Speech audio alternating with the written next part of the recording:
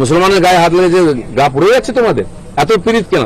এই নিয়ে আমি আন্দোলন করতে পারবো না। কোন শাস্ত্রে লেখা আছে আমি হিন্দু হয়ে একটা মুসলিম মেয়ের সঙ্গে কি অপরাধ করেছিল, কি অন্যায় করেছিল, কি ভুল ছিল তার সঙ্গে এত বড় দুর্ঘটনা ঘটিয়েছে যে সব নোংরা লোকগুলো, কেন করতে পারবো না আমি আন্দোলন? আমি নাকি নাটক করছি? কোনো মুসলিমরা হিন্দুদের সঙ্গে এরকম করলে তখন তো তারা আন্দোলন করে না, তাহলে হিন্দু হয়ে কেন করব? হিন্দু হয়ে মুসলিমদের সঙ্গে এরকম ঘটনা ঘটলে কেন করব? সবারই অধিকার এই নিয়ে বিচার করার, কারণ এটা কোনো সাধারণ ঘটনা ঘটেনি, এটা প্রত্যেক ধর্মের, এটা কোনো ধর্মে এখানে কোনো কথা হয় না, এটা প্রত্যেক ধর্মের মানুষকে আন্দোলন করা দরকার, প্রত্যেক মানুষকে রুখে দাঁড়ানো দরকার, বিচার চাওয়ার দরকার।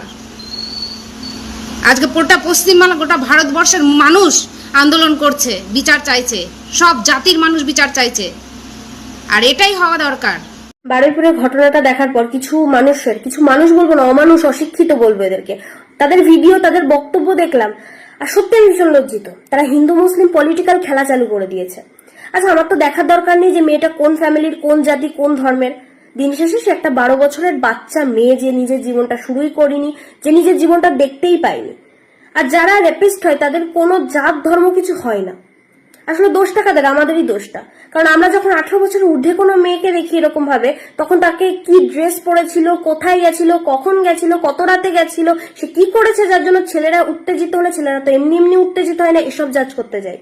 ছেলেটা যে খারাপটা করলো সেটা জাজ করি না, জাজ করতে পারছে না, তাই কারণে হিন্দু মুসলিম খেলা চালু করে দিয়েছে।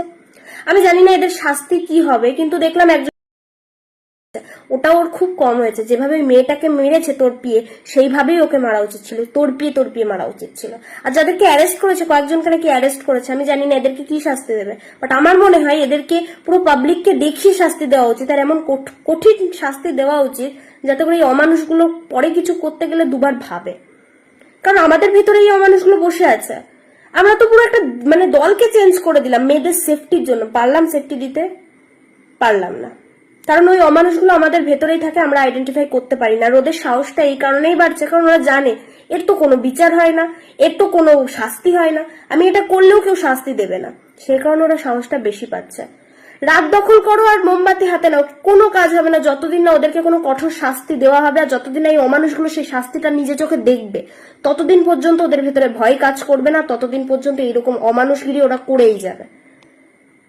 একটার পর একটা ঘটনা ঘটছে, কে শাসক, কে বিরোধী, কে রাজনীতি করছে, কে সিপিএম, কে টিএমসি, কে কংগ্রেস, কে আমি বুঝতে চাই না। আমি শুধু একটা কথা বলতে চাই যে আমরা কি পারি না? আমরা কি একটা মুহূর্তের জন্য দল জাত পাত এগুলো ভুলে গিয়ে মানবিকতার খাতিরে দাঁড়াতে পারি না? আরে দুদিন ওই ফুটপাতে ঝাড় দেবেন, হ্যাঁ, দুদিন কোনো পার্টি অফিসে চা জল বইবেন, দুদিন গলায় উত্তরীয় পড়বেন, দুদিন স্টেজে উঠবেন, নেতা যতদিন ক্ষমতা থাকবে তার বাইক চালাবেন, তার গাড়ির পেছনে বসবেন, তার মাইক ধরবেন, স্টেজে উঠবেন। এটাই তো কাজ, এটাই তো রাজনীতি, এটাই সিপিএম এ হয়েছে, এটাই টিএমসিতে হচ্ছে, এটাই বিজেপিতে হবে, এটাই ভবিষ্যতে অন্য কোনো দল এলে তাতেও হবে। তবুও দল আমাদের প্রত্যেকের আলাদা আলাদা পছন্দের বিষয়। রাজনীতি ছাড়া গণতন্ত্র তো চলে না। একটা দল ক্ষমতায় থাকবে, আপনি আপনারটা করবেন, আমি আমারটা করবো, সেটা অন্য জায়গায়। কিন্তু একটা বারও তো গিয়ে ভাবুন, সেদিনও আপনার সেরকম কিছু বেনিফিট ছিল না, আজও কিছু বেনিফিট হবে না। অ্যাজ আ সাধারণ নাগরিক, সাধারণ কর্মী হিসাবে ভাবুন।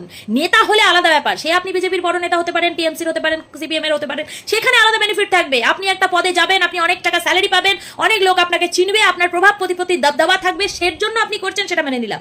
সাধারণ নাগরিক হিসাবে এত পুরকি কেন, এত চুলকানি কেন? তখন একটা ঘটনা ঘটছে, তখন সেই ঘটনাটা আজকে অন্য কারোর সাথে ঘটেছে, রাজনীতি হচ্ছে, তার মানে এটা দেখে শিখুন যে কাল আপনার সাথে হবে, তখনও রাজনীতি হবে।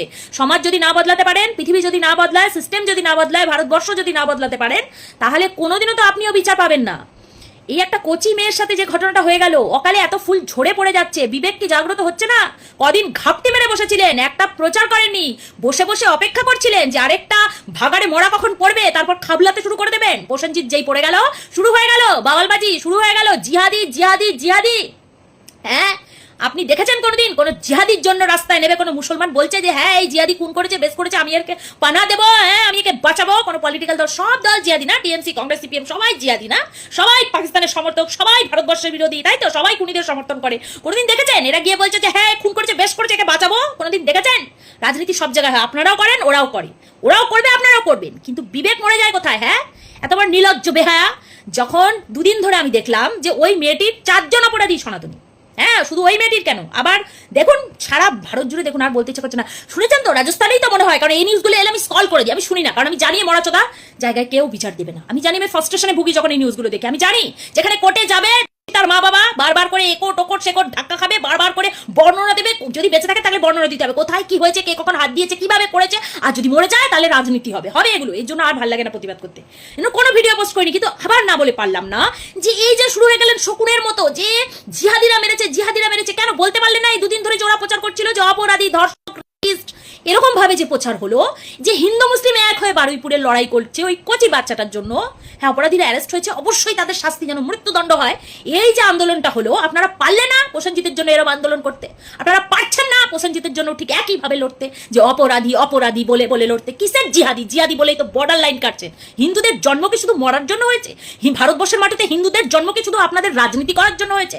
আরে যার বাচ্চাটা চলে গেছে তার বুকের জ্বালাটা বুঝুন। একটা মা হাউ হাউ করে কাঁদছে, প্রসেনজিতের মায়ের জ্বালাটা বুঝুন। রক্ত পিয়াসী রাজনীতি এবার বন্ধ করুন। কারা শিখিয়েছে এই নোংরা রাজনীতি আপনাদের? বলুন যে যারা অপরাধী তাদের শাস্তি চাই, দাবিতে নামুন। সবাই সমর্থন করবে, আমরাও করব। কিন্তু জিহাদি বলে মুসলমান করে বিভেদ করে মুসলমানদেরকে তো এই আন্দোলন থেকে সরিয়ে দিতে চাইছেন কেন? অন্য রাজনৈতিক দলদের উস্কে কেন আরেকটা মাকে বিনা বিচারে রেখে দেখাতে চাইছেন হিন্দুদের বিচার হয় না কেন? ভাই, এক দেশ এক নিয়ম এক সিস্টেম। ওই বারুইপুরের মেয়েটার মা বাবার যা মনের অবস্থা, তামান্নার মা বাবারও ঠিক একই মনের অবস্থা, অভয়ের মা বাবারও ঠিক একই অবস্থা, ওখানেও যে প্রসেনজিৎ মারা গেছে একই অবস্থা, সবার একই অবস্থা। সবাই রাজনীতিতে ফেসে যাচ্ছে কেন ভাই? কিসের রাজনীতি? বিরোধী থাকবে, বিরোধীরা আন্দোলন করবে। আপনারা শাসকে আছেন, বিরোধী থাকবে, সিপিএম থাকবে, কংগ্রেস থাকবে, টিএমসি থাকবে। আবার যখন অন্য কেউ শাসকে বসবে তখন আবার আপনারাও থাকবেন, বিরোধী থাকবে। বিরোধিতা করুন, বিরোধী থাকলেই তো শাসকের ভয় হবে। একটা অন্যায় ঘটেছে সেখানে বিরোধীরা ঝাঁপাবে, প্রতিবাদে যাবে, বিরোধীদের কণ্ঠস্বর থাকতে হবে গণতন্ত্রে। কিন্তু বিরোধিতা মানে এরকম সবের মধ্যে জিহাদি, হিন্দু, সনাতনী, জিহাদি, মুসলমান। ভাই, আপনারা ফেড আপ হচ্ছেন না? একটার পর একটা ঘটনা ঘটছে, দেশের সিস্টেম ভেঙে পড়েছে, নারীরা অত্যাচারিত হচ্ছে, বাংলার বুকে অজস্র নারী নির্যাতন চলছে, কচি বাচ্চাদের সাথে এগুলো হচ্ছে। এখনো জিহাদি, এখনো সিপিএম, এখনো কংগ্রেস, এখনো টিএমসি, এখনো বিজেপি। আর কবে বদলাবে এই সিস্টেম? আর কবে পাল্টাবেন আপনারা? কিছু সময়ের জন্য কেন বন্ধ করছেন না রাজনীতি? আর নেওয়া যাচ্ছে না, বিশ্বাস করুন। প্রতিবাদ করুন, প্রোটেস্ট করুন, রাস্তায় নামুন, কিন্তু জিহাদি আর মুসলমান বলে অপরাধীদের সেভ করবেন না। কারণ কোনো অপরাধী সমাজের জন্য মঙ্গলকর নয়। কোনো অপরাধী কোনো সমাজকে সুস্থ জীবন দিতে পারে না। যারা প্রসেনজিৎকে মেরেছে তারা অন্য কোনো সেলিম, আলী, অন্য কাউকেও মারতে পারে ভবিষ্যতে ঝগড়া হলে, রাগ হলে। কারণ খুন তারা সিদ্ধহস্ত, তারা খুন, তাদের ধর্ম হয় না, তাদের শাস্তি হবে। যেই চারজন নর পিশাচ মিলে ওই বাচ্চাটাকে খুব লেখেছে, তারা আপনার বাচ্চা আমার বাচ্চাকে খুব লেখাবে। তাই এদের জন্য হিন্দু মুসলমান জিহাদি করবেন না।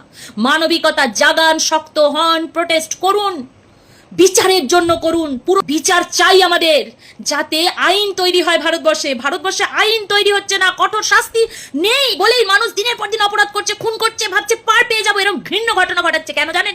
সিস্টেম নেই আমাদের। সেই সিস্টেম আনার জন্য লড়ুন। নেতারা যদি বেশি বাড়াবাড়ি করে, যে দলের হোক, তার পাশ থেকে সরে যান, ঘৃণা করুন, প্রতিবার পাল্টে ফেলুন সরকার, প্রয়োজনে প্রতি 5 বছরে পাল্টে ফেলুন। প্রত্যেকবার বলুক লোক এ দল ও দল সে দল হচ্ছে, হোক, চুপ হয়ে যান, ভোটের মারফতে সরকার ফটাফট ফেলতে থাকুন। অন্তত সিস্টেমটা বদলাতে শিখুন এবার। এনাফ, আর নেওয়া যাচ্ছে না। কতগুলো সন্তান চাই আপনাদের? আরে একটু তো ভয় করুন। সিস্টেম যদি না বদলায় তাহলে কাল পরশু আপনার আমার ঘরেও এই জিনিস চলবে, এই ভয়টাও মনে জন্মাচ্ছে না। ছি, এগুলো নিয়েও রাজনীতি করছেন। আচ্ছা, আখম্মক বড় বড় লোক দেখছি এমন পোস্ট করছেন যে ঘৃণা হচ্ছে আপনাদের দেখে। ছি, এবার একটু শুধরে যান। দুবাইতে কেউ যদি চুরি করতে গিয়ে ধরা পড়ে, তার আঙুল কেটে দেওয়া হয়। মানে ওখানকার ল এতটাই স্ট্রিক্ট, ওখানে পানিশমেন্টটা এতটাই স্ট্রিক্ট যে কেউ চুরি করতে যাওয়ার আগে ভাববে। তো সেখানে যদি রেপ বা মোলেস্টেশনের মতো কিছু হয়, সেক্ষেত্রে কিরম পানিশমেন্ট হতে পারে আশা করি তোমরা আন্দাজ করতে পারছো। যেটা আমাদের এখানে মিস আউট হচ্ছে সেটা হচ্ছে এই প্রপার পানিশমেন্টটা। একটা প্রপার পানিশমেন্ট যদি এনফোর্স করা হয় এগেনস্ট রেপ, যে কেউ যদি রেপ করে তার এই একটা পানিশমেন্ট হবেই, তবেই গিয়ে রেপ হয়তো কমতে পারে, কারণ মানুষ ভয় পাবে। এখন কারোর মনে কোনো ভয় নেই, কারণ রেপের এগেনস্টে কোনো প্রপার পানিশমেন্ট কোনো সরকার এখন অবধি ইম্পোজ করেনি। আর অনেস্টলি এখন মনে হয় যাবজ্জীবন কারাদণ্ড বা ওই ফাঁসি দেওয়াটা কিন্তু আলটিমেট শাস্তি নয়। এইসব রেপিস্টদেরকে না অ্যাকচুয়ালি স্লো পয়জনিং করা উচিত। যেরমভাবে এরা টর্চার করে মারছে একটা নাবালিকা শিশু হোক বা হোয়াট এভার যেই হোক না কেন, মেয়েদেরকে রেপ করছে তারপরে অত্যাচার করে মারছে, একমাত্র পানিশমেন্ট এই রেপিস্টদের জন্য যেটা আমি মনে করি ঠিক, সেটা হচ্ছে ওদের জেনিটালস একটু একটু করে কাটো আর তার মধ্যে নুন ছেটাও, লেবুর রস ছেটাও, তবেই গিয়ে ওরা বুঝবে টর্চার কাকে বলে। বা জাস্ট কেটে এমনি রেখে দাও, মানে ওরা বেঁচে মরে যাক আর কি, বেঁচে আছে, মরতেও পারবে না, কিন্তু ওরা রোজ একটু একটু করে মরুক, এটাই অ্যাকচুয়াল শাস্তি হওয়া উচিত। যদি এরকম শাস্তি ইম্পোজ করতে পারে সরকার, যে একজন রেপিস্টকে দেখানো হোক সবার সামনে যে তার কি শাস্তি হচ্ছে, তবেই গিয়ে বাকিরা ভয় পাবে এরকম কিছু করতে। তো যতক্ষণ না এরকম কোনো পানিশমেন্ট ইম্পোজ করা হচ্ছে, মানে আশাই রেখো না, আমি তো আশা রাখছি না যে এরকম ইনসিডেন্ট কমবে, এরকম হতেই থাকবে প্রত্যেকটা দিন।